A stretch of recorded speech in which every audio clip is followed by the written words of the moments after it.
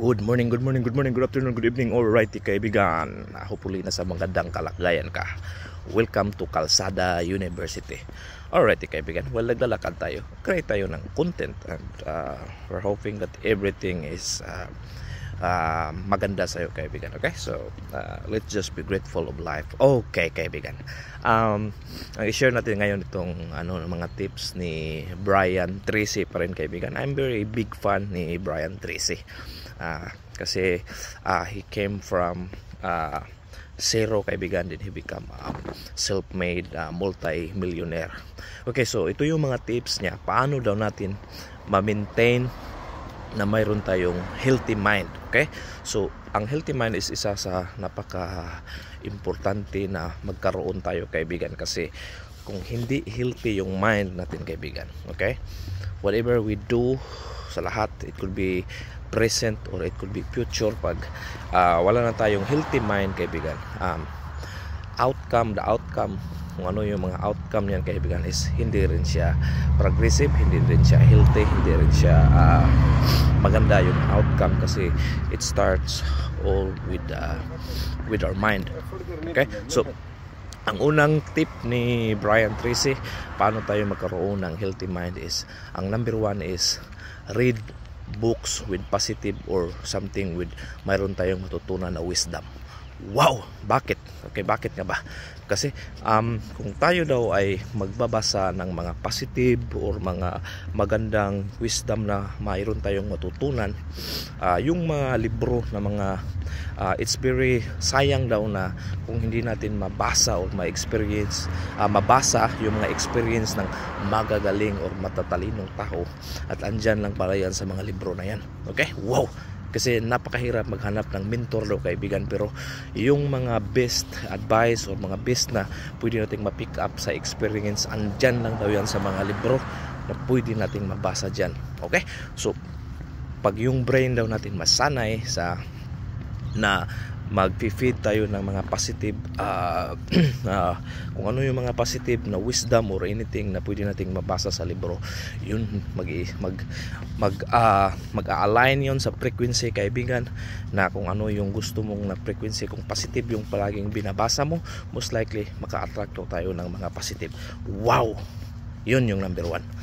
Okay, read books with positive, yung mga positive na books kaibigan, self improvement, it could be financing or anything that you want na naka-align sa goal mo, as long as that's positive. Wag na yung mga books na mga books about na wala namang patutungan, yung mga marami mga novel na sad novel or love story novel. Anyway, if you want love story is your goal, it's okay siguro din na magbasa ka. So end of the day, yung point ni Brian Tracy is anything you feed sa yung brain, most likely yun yung ma-attract mo. Okay, so pangalawa is positive affirmation. Wow! Kasi itong positive affirmation kaibigan, walang iba daw na magsasabi sa sarili mo na magpupush sa sarili mo kundi ikaw. So, and it all start with positive affirmation. Kailangan mo daw na i-believe 100% yung sarili mo na you can do it, or anything that you want nga gusto mong abutin, or ano man yung goal mo, paniwalaan mo 100% na you can do it. Okay, but it start with positive affirmation, kasi yung subconscious mind daw natin kaibigan, okay, maniniwala yun kung ano yung mga sinasabi mo. It could be hindi yan totoo, it could be lie yan. So until maniniwala lang yan, until it will suggest something, paano mo yan ma-achieve. Okay, so ito na yung mga positive affirmation ni Brian Tracy, like I am the best. Okay, I am the best. Palagi niya na itong sinasabi sa sarili niya, I am the best. I love my work. Ayan, isa pa din yan, I love my work. I can do whatever he wants daw, pwede niyang gagawin. So wala daw tong right or wrong kung ano yung affirmation mo. So but be careful what you choose, kung ano yung affirmation mo, because it could be positive or negative. Pag negative yung pinipili mo na affirmation, like wala talaga ako, hindi ko yan kaya, mahina ako, para lang yan sa iba. So meaning, pag yun yung affirmation mo kaibigan, 100% daw yan yung mangyayari. Di mo talaga daw yan kaya. Pero pag you change the affirmation to positive, kaibigan, na anything na affirmation na pwede mong gawin na naka-align sa goal mo, it could really start daw na makapag sa brain natin, sa subconscious mind natin, na makapaniwala na pwede mong gawin, and it will suggest something. Yung sa atin lang is we'll just take action. Wow, okay? So positive affirmation. Pangatlo is sabi niya is eat healthy foods daw, kaibigan. Okay? So kasi pag hindi daw tayo kumakain ng mga healthy foods, junk foods yung pinakain natin palagi, whatever we eat daw, kaibigan, syempre it will process yan sa body natin. Yun yung sa flow sa blood natin, yun yung sa brain natin. So most likely kung mga junk food yung mga kinakain natin, junk din palagi yung most likely yung maiisip natin.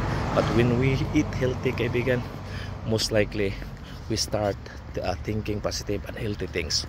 Wow, okay? Ano pa yung isa? Exercise daw, kaibigan. Wow, hindi to nawawala yung exercise. Kaya napansin natin, most likely mga kaibigan, yung mga rich people or mga successful people, it could be in sports or it could be in anywhere, mag-exercise talaga sila, kaibigan. Mag-exercise sila kasi yun yung start. Once mag-exercise tayo, inano daw natin yung sarili natin, na kinondisyon natin yung sarili natin na nasa healthy stage tayo, kaibigan. So exercise daw, kaibigan. Isa pa, ano pa yung isa? I think yung last na sinabi niya is setting goals. Okay, so dapat may goals din tayo, kaibigan. Okay, kasi itong setting goals, kaibigan, ito yung makapag-motivate natin na we can push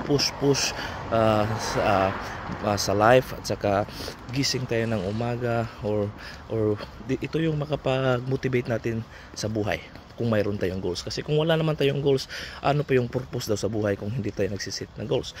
Any goals you want, walang right or wrong, depende yan sa tao kung ano yung goals mo. So if you want, pwede daw tayo kung gusto kong magkabahay, gusto kong magkakotse, gusto kong magka-financial freedom, gusto kong magiging athlete, singer, dancer, whatever your goals daw, set a goals. And then last, yung sinabi niya is take action. Okay? Wala daw talagang silbi, kaibigan, pag hindi tayo mag-take action. Sabi pa nga ni Brian Tracy, take action and take action and take action. Alright, kaibigan, hopefully may natutunan tayo ngayon dito sa Calzada University. Wala tayo ngayon sa Car University, kaibigan. Sa Calzada University tayo nag-walking. And before natin ito tapusin, I'm hoping na hindi ko nasayang yung oras mo. Close your eyes, open your arms, not your legs, and this all be yours. Peace, love, good health, abundance, all the riches in the world, kaibigan. Sa'yo na yan, saluin mo. Boom! Siya kala nagkala. See you next time, babu!